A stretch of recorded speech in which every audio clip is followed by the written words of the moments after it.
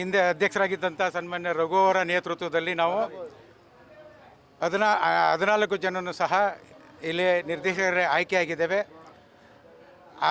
ಆ ಒಂದು ಚುನಾವಣೆಯಲ್ಲಿ ಯಾವುದೇ ಥರದ ನ್ಯೂನತೆಗಳಿಲ್ಲದೆ ಆ ಚುನಾವಣೆ ಎಲ್ಲರೂ ಗೆದ್ದು ಬಂದು ಇವತ್ತು ಅಧ್ಯಕ್ಷರ ಚುನಾವಣೆಯನ್ನು ಸಹ ನಮ್ಮ ರಘು ಅವರ ನೇತೃತ್ವದಲ್ಲಿ ಇವತ್ತು ಚುನಾವಣೆ ಅವಿರೋಧ ಆಯ್ಕೆಯಾಗಿ ಅಧ್ಯಕ್ಷರು ಮತ್ತು ಉಪಾಧ್ಯಕ್ಷರು ಎರಡನ್ನೂ ಅವರು ಅವಿರೋಧವಾಗಿ ಆಯ್ಕೆ ಮಾಡಿದ್ದಾರೆ. ಅವರಿಗೆ ಹೃತ್ಪೂರ್ವಕವಾದ ಧನ್ಯವಾದಗಳನ್ನು ಹೇಳ್ತಾ ಇದ್ದೇನೆ.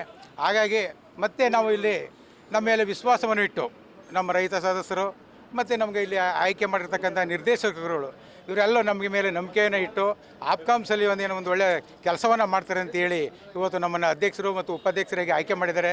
ಅವರ ಒಂದು ಆಸೆಯನ್ನು ಧಕ್ಕೆ ಬಾರದಾಗೆ ಜಿಲ್ಲಾ ಆಪ್ಕಾಮ್ಸನ್ನು ಯಾವ ರೀತಿಯ ಒಂದು ಅಭಿವೃದ್ಧಿ ಪಡಿಸ್ಬೇಕು ಅನ್ನೋವನ್ನು ನಿಟ್ಟಿನಲ್ಲಿ ನಾವೆಲ್ಲರೂ ಜೊತೆಗೂಡಿ ಅಭಿವೃದ್ಧಿಪಡಿಸಲಿಕ್ಕೆ ನಾವೆಲ್ಲರೂ ಸಹ ಸಹಕರಿಸಿ ಮಾಡ್ತೀವಿ ಅಂತೇಳಿ ಈ ಮೂಲಕ ತಮ್ಮಲ್ಲಿ ಕೋರುತ್ತೇವೆ ಸರ್.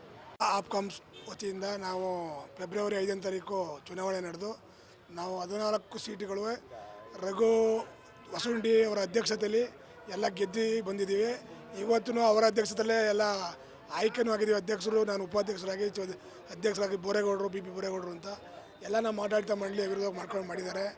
ಮೈಸೂರು ಜಿಲ್ಲಾ ಆಪ್ಕಾಮ್ಸ್ ಅಭಿವೃದ್ಧಿಗೋಸ್ಕರ ನಾವೆಲ್ಲ ನಿರ್ದೇಶಕರು ಪಣ ತೊಟ್ಟು ಅದನ್ನು ಉತ್ತಮ ರೀತಿಯಲ್ಲಿ ನಡೆಸ್ಕೊಂಡು ನಮ್ಮ ಮರಿಗೌಡರು, ನಮ್ಮ ಮರಗೊಂಡಿ ಮರಿಗೌಡರು ಅಂದರೆ ನಮ್ಮ ಟಿ.ಆರ್.ಸಿ. ತಾಲೂಕವರು ಅವ್ರ ಹೆಸರ ಹೆಚ್ಚಿನ ರೀತಿ ಬೆಳೆಸಿ ಸಂಸ್ಥೆಯನ್ನು ಉಳಿಸ್ತೀವಿ ಅಂತ ಈ ಮೂಲಕ ನಿಮ್ಮಲ್ಲಿ ಕೇಳಿಕೊಳ್ತೇವೆ.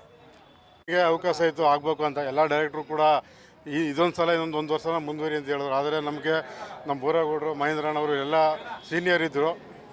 ಆದ್ದರಿಂದ ನಾವು ಏನು ಮಾಡೋದಂದರೆ ಅವರು ಕೂಡ ಅಧ್ಯಕ್ಷರು ಎಲ್ಲರಿಗೂ ಕೂಡ ಎಲ್ಲರೂ ಕೂಡ ಅಧಿಕಾರ ಮಾಡಲಿ ಅನ್ನೋ ಉದ್ದೇಶದಿಂದ ಇವತ್ತು ನಾವು ನಮ್ಮ ಬೋರೇಗೌಡರನ್ನ ಅಧ್ಯಕ್ಷರಾಗಿ ನಮ್ಮ ಮಹೇಂದ್ರಣ್ಣ ಉಪಾಧ್ಯಕ್ಷರಾಗಿ ಮಾಡಿದ್ವಿ. ಮುಂದಿನ ದಿನದಲ್ಲಿ ನಾವೇನೋ ಹಿಂದೆ ಆಡಳಿತ ನಡೆಸ್ಕೊಂಡು ಬಂದೋ ಅದೇ ರೀತಿಯಲ್ಲಿ ನಮ್ಮ ಅಧ್ಯಕ್ಷರು ಉಪಾಧ್ಯಕ್ಷರು ಇಬ್ಬರು ನಡ್ಸ್ಕೊಂಡು ಹೋಗ್ತಾರೆ ಅಂತ ನಂಬಿಕೆಯಿಂದ ಅವರು ನಡೆಸೋ ನಂಬಿಕೆ ಇದೆ.